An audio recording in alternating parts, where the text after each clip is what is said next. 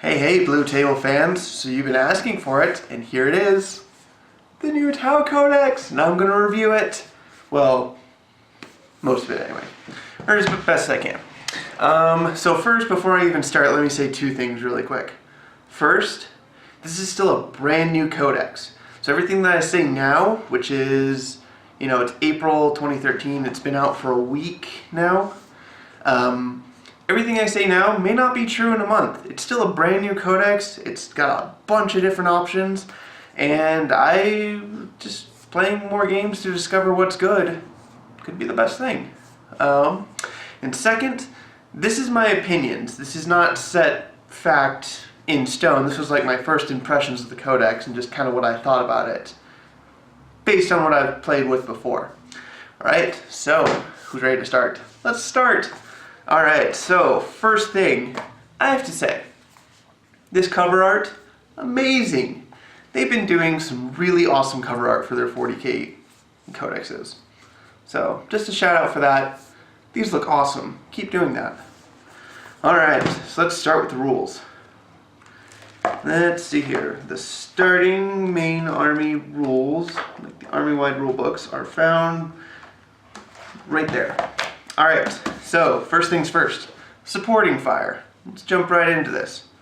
First of all, I think it's pretty good. It's decent. It's great that you're able to, help each other out. It's kind of like the Tau fluff, and I'm glad that that got incorporated into the book. However, you shouldn't really rely on it too much, because let's face it, if you're getting charged as Tau, bad things have happened already. You should never be charged. It's unavoidable in some cases, but on the most part, should never be charged, especially in 6th edition, which has turned more into a shooting game rather than an assaulting game. So, but I like it. It's not the best thing, because I don't want to use it that much. Alright, so Warlord Traits. Let's see here. So the first one, it's good. Let's see here. Precision of the Skilled Hunter. Enemy models that cannot take lookout surge from your Warlord shooting attacks. If you don't have a shooting attack, reroll this result. I like that because it's not a worthless result. So if you take in Ethereal, who has no options to get a ranged weapon, you don't have to be stuck with this worthless, crappy Warlord trait. Because we've all done that, especially the codexes that haven't gotten their own Warlord traits. They just kind of roll in the generic table and they get, you can reroll all your outflanking units. Great, I don't have any outflanking units, so this does nothing for me. So I like that you can reroll that. I like it because I like lookout sirs. I think that's one of the better ways to get rid of banner bearers for Dark Angels and Power Fists, and I think that's good. I don't like that it's just the Warlord. I mean, if it was like a Crisis Suit body, if it said all bodyguards get this too, that'd be awesome. But on the most part, it's a good Warlord trait. The second one, through Unity, Devastation, one use only. Declare your Warlord is using this ability at the start of one of your shooting phases. For the duration of the phase, all friendly units within this codex, within 12 inches of the Warlord, rerolls 1s to hit. It's decent. The problem is, I don't really like it because it forces gun lines for the best results of this. And I'm not a huge fan of gun lines. I prefer the mobile game. But the codex is kind of leaned towards gunline armies anyway, so it's not bad. It's not great, it's not bad. It's great. Probably the best one to use it for is with Ethereals, because I already have the 12-inch bubble rule, so it's pretty good. Not bad. Number 3. This is awesome. Ghost who walks among us. The Warlord and his unit jumps 3d6 when making jetpack thrust moves. If your Warlord does not have a jetpack infantry, or if your Warlord is not jetpack infantry, reroll this result. First of all, once again, it's not a crappy, worthless thing if you take an Ethereal or a Fireblade or, a Dark Strider or something like that. It's something that's actually useful if you can use it. So, and just remember, when you're jumping with your thrust packs, you don't have to move the full distance. So if you're just trying to get behind your Devilfish or a piece of line of sight blocking terrain, and you roll a 18, 6, 12, 18, yeah. You don't have to jump the full distance. You can only jump, the 10 inches you need. And it pretty much guarantees that you're going to get where you want to go. Alright, number 4. Holy cow. This one's amazing, and I can't wait till I roll it in the game. This one's probably my favorite. Exemplar of the Selfless Cause. One use only, so not too bad. Well, I mean, but it's awesome. Declare your Warlord is using this ability at the start of your movement phases. All friendly units from this codex on the battlefield that have gone to ground are no longer considered gone to ground and can move, shoot, and charge normally this turn. This is amazing! Holy cow! So, most games usually have Night Fight the first turn. So that's pretty good. You got Shroud, you got whatever, area cover save you get. You're usually getting like a 3-4+ cover save. Not too bad. Especially since 6 is generally gearing towards more infantry-based armies, so what we've kind of seen so far in this edition. It's kind of moving away from the tank-heavy 5th edition. This is great because so you have your really awesome cover saves of from Night Fight. So your second turn when your infantry are getting shot again, just go to ground. Doesn't matter. Just go straight to ground. Get +1 to your cover save. You're usually going to get a 4+ or at the very least a 6+ against like instant death weapons. And then in the next turn, get up. It's like 2 turns of Night Fight. This is awesome. How is this not good? It's probably my favorite one. All right. Number 5, Predator of the Skies. One use only. Let's see here. Declare your Warlord is using this ability at the start of your shooting phase. That phase, the Warlord and his unit have the Skyfire specials. My reaction to this was, meh. It's good, but it's only one use only. I mean, it's great if you're shooting at monstrous flying creatures because it forces them out of the ground. Well, it could force them to the ground because you have more shots. It's pretty good. But with most lists, how it's really good to run Twin Links. Most units have access to Skyfire anyway. And then sometimes you don't even fight against flyers. So it's like, meh. It's a very meh. It's not bad. It's not amazing. But, it's very situational. Alright, and the last one. Through Boldness, Victory. Oh. Alright, your Warlord and any unit he joins does not scatter when arriving by Deep Strike. If your Warlord cannot Deep Strike, reroll this result. This is my least favorite one, not even gonna lie. I do like that you get to reroll it if you can't Deep Strike. Once again, Ethereal, Fireblade, all good. You generally don't want to Deep Strike. I mean, you are a shooting army, let's face it. Between Guard and Tau, they're the most shooting armies in the game. So when you have units in reserve that are, you can understand like the Meltaguns jumping down and going, haha, I got your tank. But then what? You're toast. Because, I mean, you go 2d6, you're probably going to go 7 inches. Chances are fairly good that with your Melta range, you're going to be within charge distance. Because, yes, I know Melta's different now. You'll have to be 9 inches to get the Melta effect. But you got an effect for scatter. Or, no, it doesn't scatter. Totally forgot about that. So, I mean, but the problem is you're in reserves. You're not adding your firepower to what your army already needs.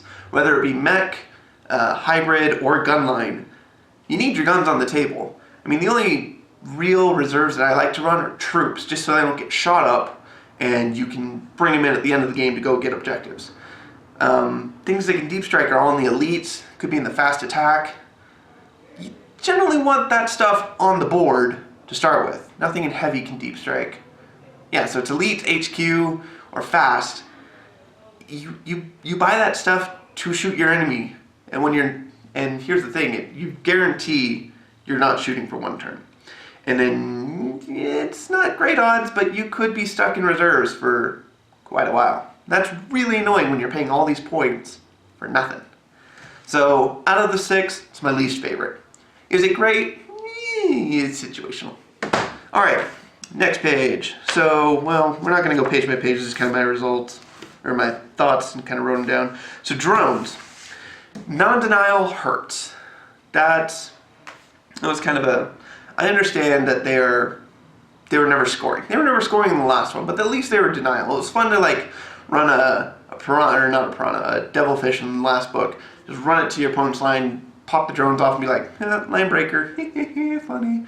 So that kind of hurts. Not blowing up after the controller dies is awesome. So you take a gun or drone controller. Actually, if you just take drones in general, with any unit that can take drones, if the guy that bought them dies, they don't just disappear anymore. That's what they did last time. Sniper teams were probably the worst, because that's what they were. If your little scoper dude guy with the little periscope, if he died, it didn't matter if the 3 drones were alive, they were all dead because the drone controller was dead, which made a certain amount of sense logically, but this is 40k and logic doesn't always apply. So that's really big, not blowing up after they die. Marker lights affect vehicle drones. It's not the biggest buff, but it's a buff. I mean, last edition, when you boosted a devilfish because you had extra marker lights, and you just like, hey, I got a devilfish. The gun drones attached weren't affected. Now they are, and they're twin linked, and their carbines are pretty good. We'll get into that later. So it's not a huge buff, but it's okay. It's nice that we have it. Here's the big one. Vehicle drones don't give up kill points. I know they fact that later in the in the last year of 5th edition, but it's great that it's still here. I mean, they just detach, they don't count for, they don't count against the vehicle. So basically what happens if you detach your drones and your vehicle dies, they still get the kill point. Even if they haven't killed the drones. The drones can be just running around drones, and they just don't count for anything. If you detach your drones and they kill the drones, they don't get the kill point for the vehicle because they haven't killed the vehicle. So and they don't get any extra kill points for the number 2 mission, Scourging. I don't remember what it is. Yeah. Okay. Here's something that I thought about. I was kind of like, I wonder what it. Kind of want to wait for the fact for this, but they've been fairly slow. They did get one out. We'll deal with that later. Anyway, so let's see here. Attached drones. Whilst attached to a vehicle, drones are treated as embarked passengers, although they do not count against the transport capacity. So, drones are passengers. They're treated as it. This means that while they are attached, they can make shooting attacks if there are passengers shooting from fire points using their location on the vehicle to determine the sight range. Unlike other models shooting from fire points, attached drones must shoot at the same target of the vehicle they are attached to. Blah, blah, blah, blah, blah, blah. Okay, vehicle is destroyed before the drones are attached. They're automatically destroyed with it. That makes it go.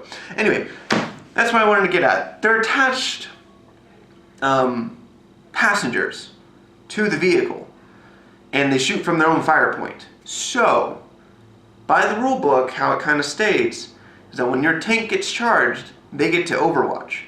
Because, remember, say you were charging a Rhino or a Chimera, the guys inside the passengers get to overwatch. And these guys are treated as passengers, and they have their own access to fire points.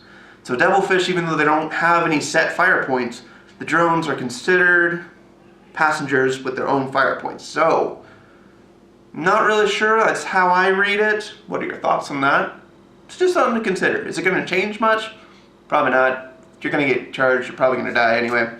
But, it's a bone. Oh, and here's the biggest thing about drones. They're toughness 4! Oh yeah! Drones are awesome now with toughness 4. I really like them. Alright, next thing, commanders. The crisis suit commanders. Basically, they're all Shazos from the last book. If you knew the difference between a Shazo and Shazel, they're all Shazos now. There's no difference. I mean, there's no option to take, the better one or the lesser one. It's just another crisis suit. That's pretty good. So, whatever. Ethereals. First things first, these guys got a lot better. Granted, it was really hard to go from crap to worse crap, but you never know. It could have happened. Anyway, failure's not an option. Blah, blah, blah, blah, blah. Here's the thing that hurts. If your Ethereal dies, they get an extra kill point. It doesn't matter if he was a Warlord or not. He always gives up a kill point. Fluff-wise, this makes sense. However, it hurts in the gameplay because he's only got 2 wounds and no saves. And the reason you take him is because he's dirt cheap. So if you buy drones for him, you're kind of defeating the purpose of him. So be very careful. Very, very careful. The powers. Let's see here. Storm of Fire. I personally think this is the best one. Effective models. Fire an extra shot with pulse weapons. Firing a target when firing at range within half the maximum range. It does not affect pulse bombs. But it does affect crew rifles. Storm of Fire can only affect a unit once per turn, regardless of how many Ethereals evoke it. I think that's the best one, just because Ethereals tend towards gun lines because they have bubble effects. So you want more units around, and you don't want them running off doing whatever. So I like it for a gunline army, and I think that's one of the better ones because you're going to be sitting back anyway with your 30-inch pulse rifles, 15 inches, they get extra shots. I like it also because it stacks with the Fireblade. Let's see here. The all bubble effect, basically everything it does, if you're within 12 inches of it, you're good. It's good stuff. That's nice. And let's see here. The Zephyr's Grace, situational, could be good. It's not terrible. It's okay, especially when you're going for those last turn objectives. The Feel No Pain, everyone's all excited for it. I'm like, yeah, it's okay. What it's really going to affect is Crisis Suits. Getting a 6+ Feel No Pain for Crisis Suits is awesome. Generally, you're getting shot with toughness or strength 8 anyway, so it's like moot. But yeah. All right, let's see what's next. What's next? The Fireblade. Oops. Great power, good power. Great power, good power. Yeah. Let's see. Once again, it bases more towards gunline armies. Personally, that's not my play style, so it's okay. If you don't want to invest into a Crisis Suit and have an extra one flying around or have to buy bodyguards, he's good. You always need backfield objective troops. I mean, he's 60 points, or I don't know if I'm supposed to say that. Anyway, but he's not bad. Let's see here. He's got split fire for his marker light too, which is pretty good. Anyway, all over, he's not bad. He's good if you want just dirt cheap. It's not bad. All right, Fire Warriors, same guys, same backbone guys. They're just awesome. They got a points decrease, and they gained photon grenades. I don't really have any strong feelings about it. Photon grenades are okay. The problem is if you get charged, and you get charged and you're locked in combat, generally probably don't want defensive grenades because you just want to die. You don't ever want to be stuck in combat for an extra turn. Not with Tau. It's just, you're not going to win combat, and then they're going to, yeah, geez, you already know what happens with that. It's just, it makes you cry. My poor Tau, they got charged. They're like little, it's like watching two dorks fight in high school, you know? It's awesome. That always makes me laugh. Okay. Next, Pathfinders. Oh, that hurts. What hurts? That 5+ save. Oh, that hurts. The difference between a 4+ save and a 5+ save is huge. It's like the difference between Ballistic Skill 3 and Ballistic Skill 4. If you don't believe me, just run them for a game. Like, just pretend that they're toughness 5, or 5... That was fun. Anyway, most things have AP 5, so you're not going to get saves. I mean, you can stick them in cover, great, but what happens when a flamer comes around? You have no save, period. Ask, what are they? Eldar Rangers. Ask how much they like flamers. Granted, their cover save is a lot better, so they're kind of exempt. Ask Guardsmen. Well, but they have numbers. See, and that's the problem. Guardians. Ask Guardians how well they like cover. So once again, with these guys, you have to stick them in cover because they're generally not going to get saves if they're out in the open. They don't have stealth, so it's just, once again, it's 5+ save pretty much no matter where you are, unless you're in runes. Then you get a 4+, which is, but not every table has runes. So, oh,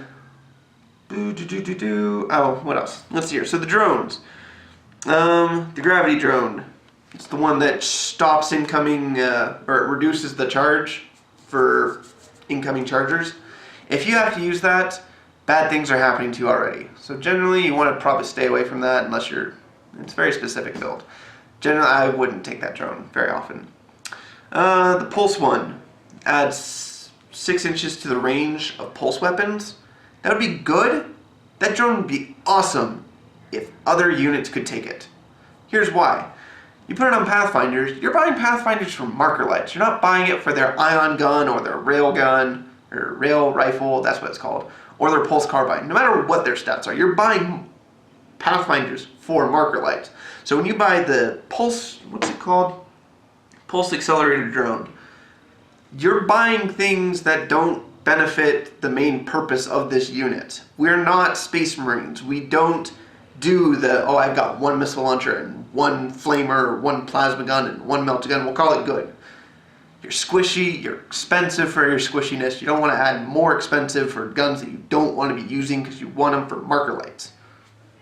So once again, if you could buy that drone for like your Fire Warrior teams, ooh, that would be so cool. But you can't, so that's too bad. The Recon one, it's very situationally army built, if you should take that or not. It's like you have to build the army to where it kind of caters towards doing that. Because it only affects outflanking units. It doesn't affect deep striking units. It's just outflank. So I mean that's crew, stealth suits, Pathfinders. But you want Pathfinders on the board, so you never want to outflank with them. Yeah.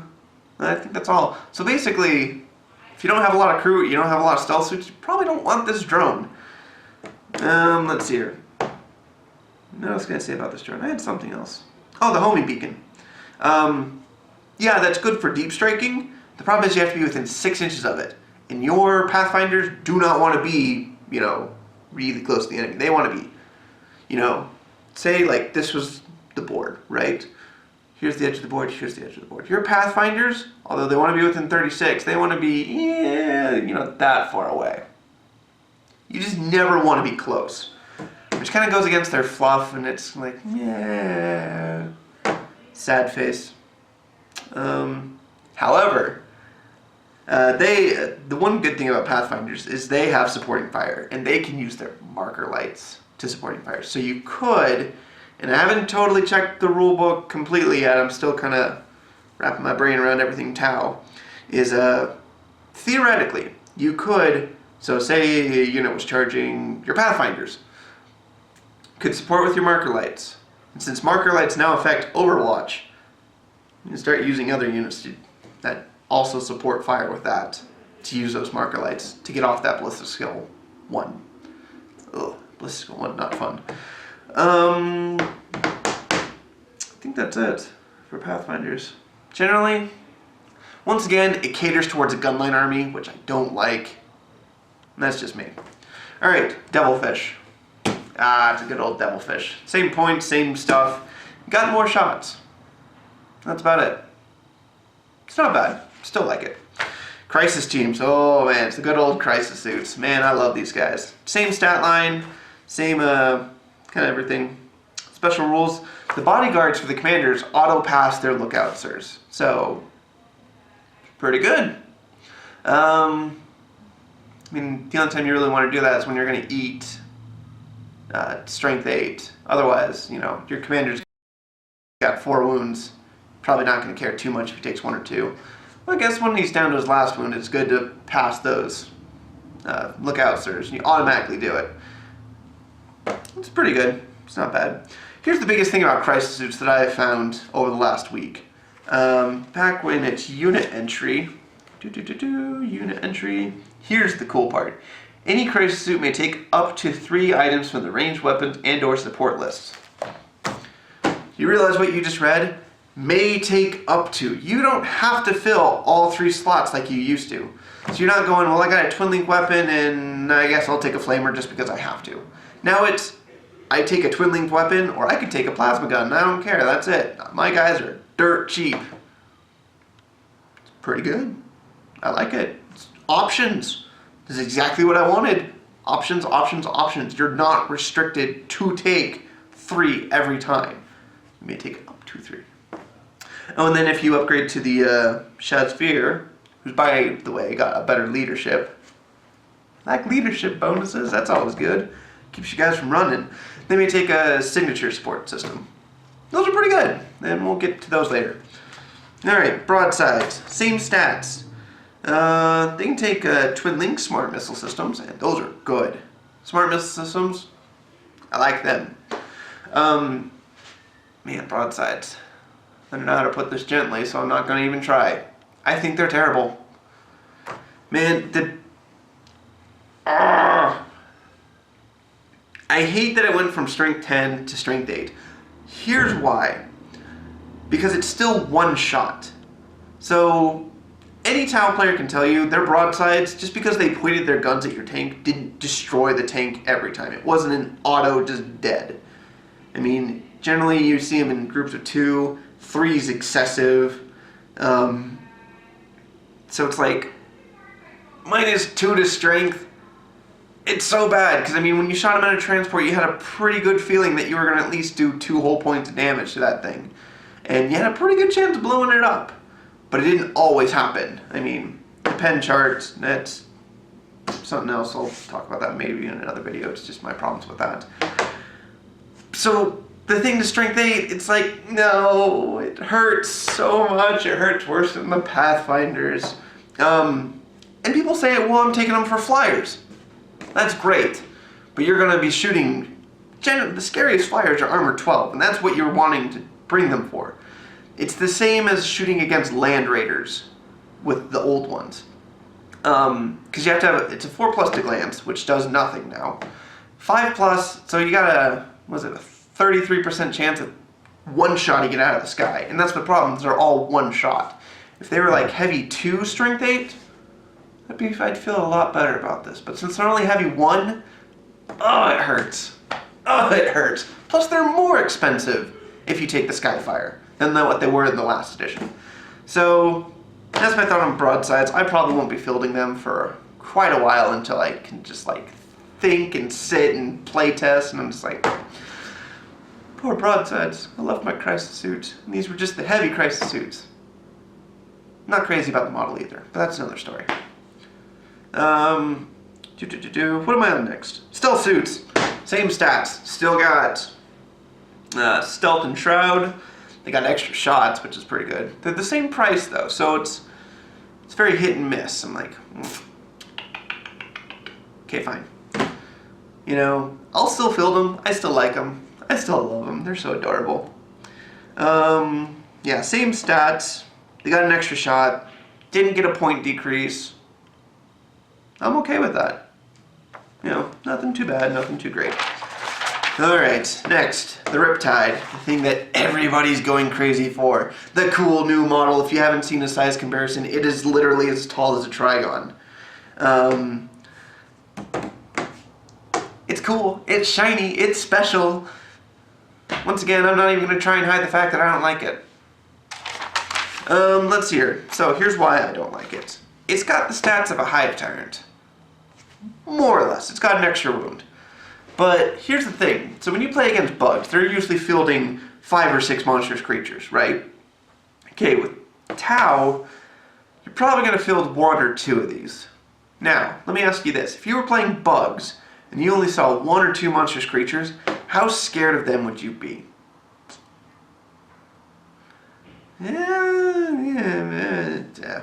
Anyway, here's why I really... So here's the Riptide, it's not amazing, I'm a Terminator, or I'm never gonna die.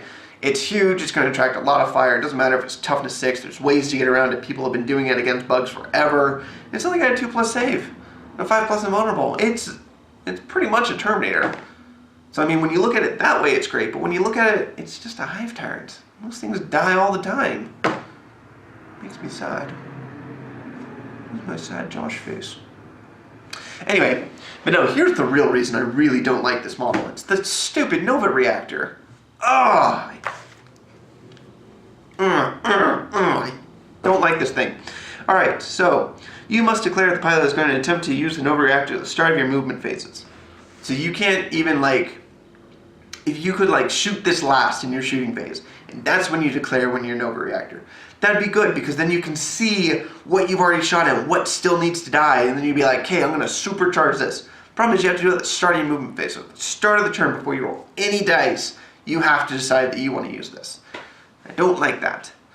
If you choose to do so, roll a d6. On a 1 or 2, something has gone wrong. Goes wrong. The Riptide Shazvir suffers a single wound with no saves of any kind allowed, and the attempt fails. That's my problem with it. You have a 33% chance of wounding yourself. And if you do that, it doesn't work. So the main benefit, the reason why you're taking the Riptide, is get this super awesome special effect guy, and 33% of the time it's just not going to do diddly. And then it's going to wound you. So in an average 6-turn game, you're going to wound yourself 2 times. Now remember, you already got, you're a monstrous creature. One monstrous creature. People generally aren't scared of 1. So in a 6-turn game, if you use the Nova Reactor every time, your opponent only has to do 3 wounds to you to kill you.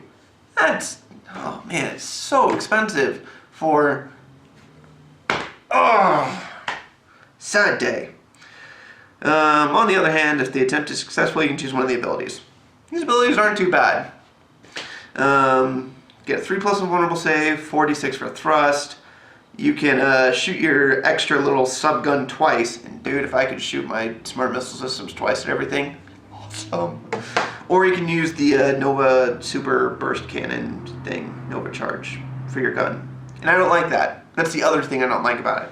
So the first thought I had at, what was it?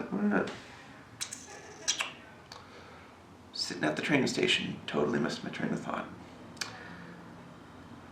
Oh, right. So, yeah, that's what it is. So, if you shoot your gun, so first of all, you've already risked 33% chance that you just wounded yourself.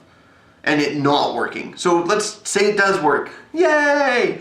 Now you shoot your super heavy 12 burst cannon that's only 36-inch range. Oh my gosh, I hate that. So short range for what it does. But the thing gets hot.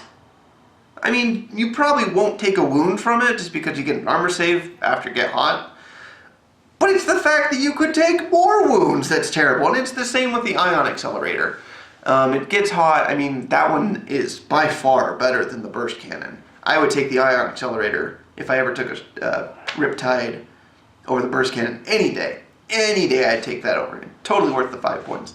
Sure, it gets hot, but you only have to roll 1 dice. And then it's like, 16% chance of it just not working.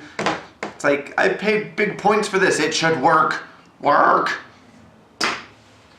Very sad. Anyway, other reasons why I take the Ion Accelerator over the burst cannon, 72-inch range. If you've never played with 72-inch range before, try it. It's fun. You can sit in this corner of it. Most tables are 4x6, just that's like gamer standard. I don't know about you, but that's like standard around here in Utah. Anyway, so you sit in this corner. If you can see anything on the board except for like a 2-inch bubble on the very corner end, because remember, you're on the big base. That little, it's like, I think it was like 2-inch, quarter circle on the other corner. If you can see anything in any other spot, you can hit it. And that template is awesome. If I were to run a Riptide, I would run it with an Ion Accelerator, and I wouldn't Nova Charge the Ion Accelerator, but I'd make it the Blast. Because remember, it's only Ballistic Skill 3, so 3 shots is not great. Even 8 shots isn't great. Because you're only going to hit 4 times. But no, since you're on a template, you don't really have to hit. You scatter, and then you still minus. So templates are always better. But it's Strength 8. Strength 8. The difference between Strength 7 and Strength 8 is like the difference between a 5+ save and a 4+ save. It's huge. You're denying people that are filled with pain. You're instant killing things. And man, that new demon has a bunch of toughness 4 stuff, and it makes me happy. So if I were to run a Riptide, that would be it. The other thing I really don't like about it is the size of a Trigon. You ever blocked line of sight to a Trigon? No, you haven't. Otherwise, you have like a mountain on your freaking table. That thing will never be able to get out of line of sight. It's always taking hits. So, I don't really like it. Sorry, it makes me sad too. However, I will still be getting one because it's Tau and I love these guys. So, eventually you'll see one in a battle report, but it's not going to be for a while. Yeah, basically you'll see everything in this book in a battle report eventually. But it won't be for a while for some things. The missile drones are toughness 6, which is awesome, but they only have a 4+ save. Not awesome. So 1 dies and you're taking a leadership 9 check, which isn't terrible, but you're taking a check. The only thing worse than dying to your Nova Reactor is dying because you fled off the board. That would suck. So I would never take the shield drones. Just don't do it. Sniper teams. Ballistic skill 5. How awesome is that? I want to run these guys so bad, but I can't. They're not a unit that you just throw in any army and go. Because they're still in the heavy support, so it's like, ouch. But I want to run them. They seem so cool. The sniper drones are jetpack infantry, which is great, because remember, if you move in your movement phase, heavy weapons snap fire. However, if you move in the assault phase, doesn't count. So, jump around the assault phase and be like, I don't care, as long as I stay in coherency. Ballistics go 5, that's the coolest thing. So cool. And they have marker lights. They have drone controllers, which makes the snipers ballistics go 5. By the way, they're 48-inch rapid fire snipers. So if you're within 24, which is going to be generally in the second turn onwards, you've got, even if you have 3 drones, you have 6 snipers. Snipers generally aren't that great, but they have their place. So I want to use them because I have a bunch of these guys. I have like 6, 7 teams of them. I have a lot, but I want to try them. They seem really fun, and I want to, and they're pretty cheap. They're not expensive, especially not what they were last time. All right, Piranha, same stats, more shots. They're dirt cheap. Man, I like these guys. I'm going to be using these a lot more often, just purely for the. If you buy 3 of them, it's only 120 points. And basically what you do is the first turn, you get up to kind of like 18-inch line-ish, so you're not going to get charged by anything. So you just kind of jump up, and you're like, okay, stay away. Aww. Do some karate chop on you if you come near me. But then after the second turn, just go behind them. Get behind them. Like, people freak out about that when there's stuff in their deployment zone on the second turn. They're like, this will kill me. Either they're going to ignore it, or they've got to dedicate some fire to it, because they're front armor 11, and that's the key right there. They can't just say tactical squad. Get it. Go get all 6 whole points worth of that squadron. Can't do it. Strength 4 isn't going to do it, so they have to actually dedicate fire that would be going into your infantry or other tanks at this threat that's right there. So it's basically a deal with me or I'm going to hurt you, because I'm going to start hitting your devastators, start hitting the rear armor of your tank with my strength 5. So, and by the way, they've got 8 shots each. 8! Holy cow. So 24 shots. If you shoot them all at the rear armor of your tank, it's going to hurt. Doesn't matter if it's a pen or not. Chances are it's going to die. That, or you get behind someone's Aegis line. Generally, people stick things that are behind an Aegis line, usually are like guardsmen or something with a really dirt cheap, or really pathetic armor save or something. You go around, you start shooting those things, it's like, oh man, I can't wait. It's fun, I've tried it. It's good times. So I like the Piranhas. I'll be using those a lot more often. The Bomber, our brand new flyer. Oh man. Bomber, what were my first impressions? The drones are super fast. So I mean, they work kind of like the Valkyrie kind of thing, but they don't just like auto die. I mean, they're cool. By the way, they can turbo boost as if they were jet bikes. You ever seen a jet bike turbo boost? It's 36 inches. It's huge. I like them. And it has its own marker lights. So for the two, you don't have to take marker lights otherwise to use its seeker missiles, which I'll get to eventually. I'm not done talking about seeker missiles. Otherwise, I don't like it. It's really expensive for what it does. It's bomb. It's only strength 5, AP 5, large blast. I'm like, we've got that in spades all throughout the codex. We don't really need it on a bomber because it's not going to do that much. And then it has a twin link missile pod, but I mean, that's it. You're not going to do much against enemy flyers. It's like, I don't really like it. Plus, and I'm sure this will get fat because I'm pretty sure they didn't intend to do it, but it's funny. If you play it right now and you play rules as written, right now, this thing is absolutely worthless. Here's why. What's it called? The Pulse Bomb Generator. So how that works is, after you do a bombing run, you roll a dice. On a 2+, you generate another bomb for the next turn. On a 1, you're just done. First of all, I had problems with that, and we'll talk about that in a second. In its war gear, it doesn't say it has a bomb. So you have no bomb to use your generator because you have to use it after a bombing run. So it'll probably be fat because it's already pretty bad as it is right now, but if it stays like that, it's just terrible. It's not even worth it because it doesn't even have a bomb. So it's not even a bomber. Yeah. Oh man, that's funny. So basically you'd be buying it for the drones, which are only ballistic skill 2, even though they're twin linked. So it's not that great. Oh, this thing makes me laugh. What else was I going to say about it? I had something. I forgot it. Maybe I'll remember it. Alright, so the fighter. I like this one a lot better. It's cheaper, and it can get, the bad thing about it is ballistic skill 3, so it's like, side face. It's not that great.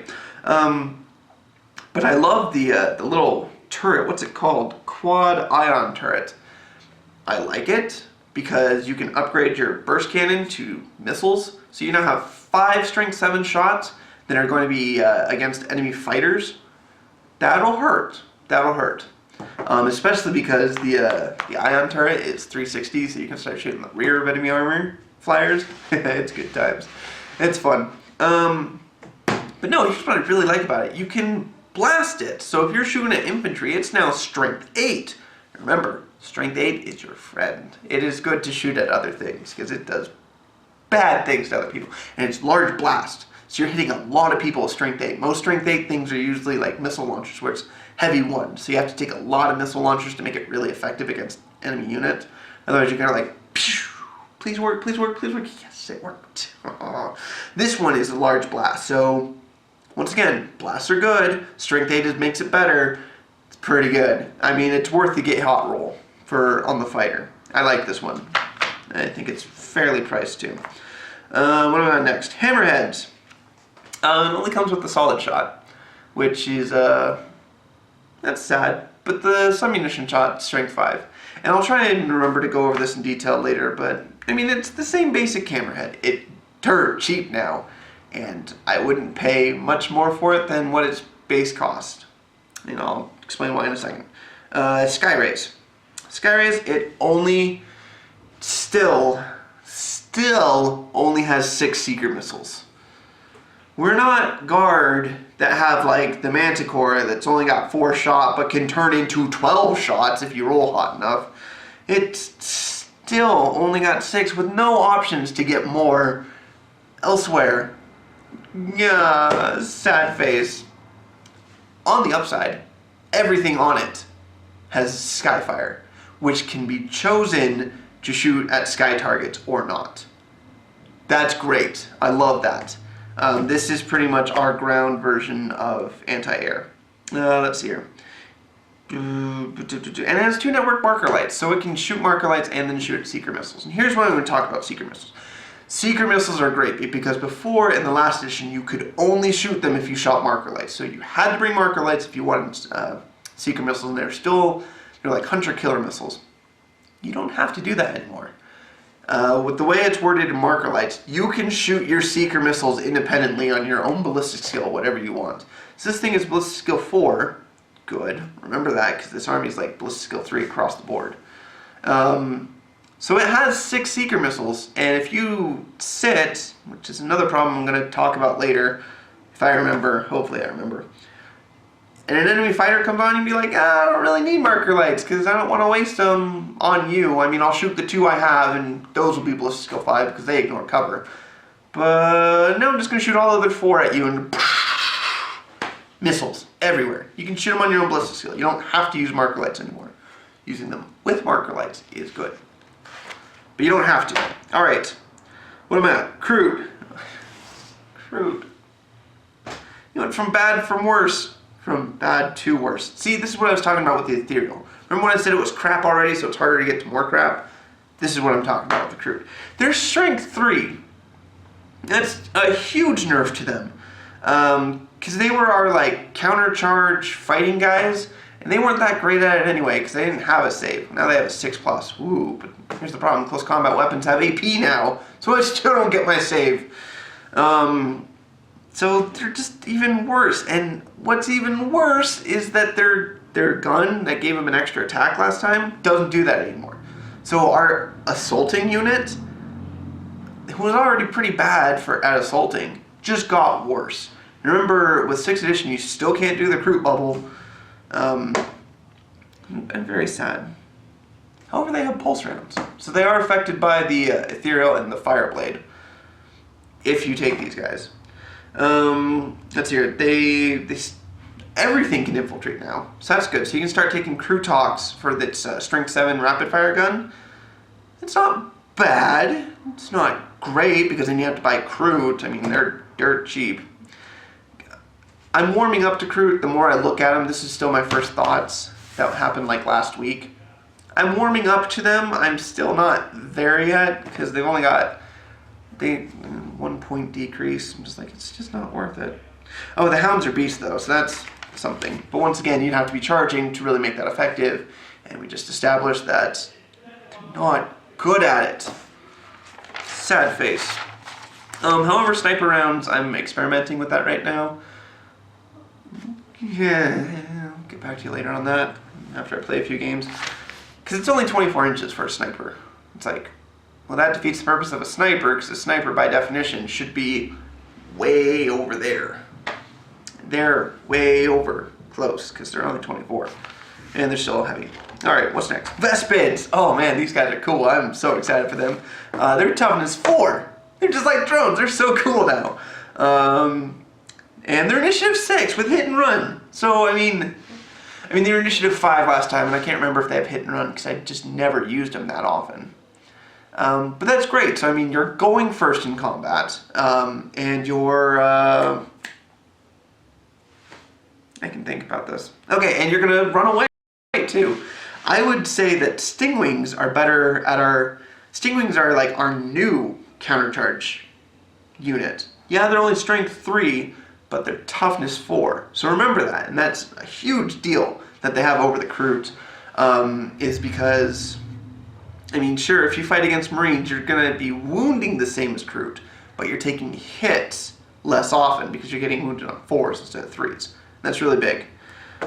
Stealth and Ruins, you know, something. I mean, they're jetpack infantry, but they have move through cover, so you can be jumping through those ruins and just be like, I don't care. I'm just jumping around and doing my own thing because I don't take dangerous dream tests, and I have cover, or stealth. So I have a 4+ save in there. And speaking of 4+ save, they have 4+ saves. I mean, last book they had 5s, now they have 4s. It's like the reverse of Pathfinders. They're so cool. And their gun is a longer range. I mean, these guys got buff after buff after buff. And I think, hold on, they're cheaper by like 2 points or something from their last book. Fast attack. 18. No, I think they're the same. 18 points. Seems right. Yeah, so I like them. I have my painted guys were like one of the first units on the board when I played my first game because I'm like, these guys are cool. They're still AP 3, they're strength 5. They've just only gotten better. They're the same points. Yeah, I like them. Oh, here's the best part. You don't need strain leaders anymore to benefit from marker lights, because marker lights benefit everything. So that's another thing that Crute did get, is they can use marker light support without actually having, well, they just get it now. They didn't get it before at all, period. It's a really long video. Hold on, I'm going to start and stop. Alright, so let's keep going. Gun drones. Gun drones, man, I like gun drones last book in 6th edition. I like them more now because they've got more shots and they've got toughness 4. I am kind of bummed about shield drones though. They don't work like they did before. Sure, they're toughness 4 now, which is pretty much what they were last time because you put them on crisis suits and they took the toughness of whatever they were guarding. Why am I tilted? Hold on.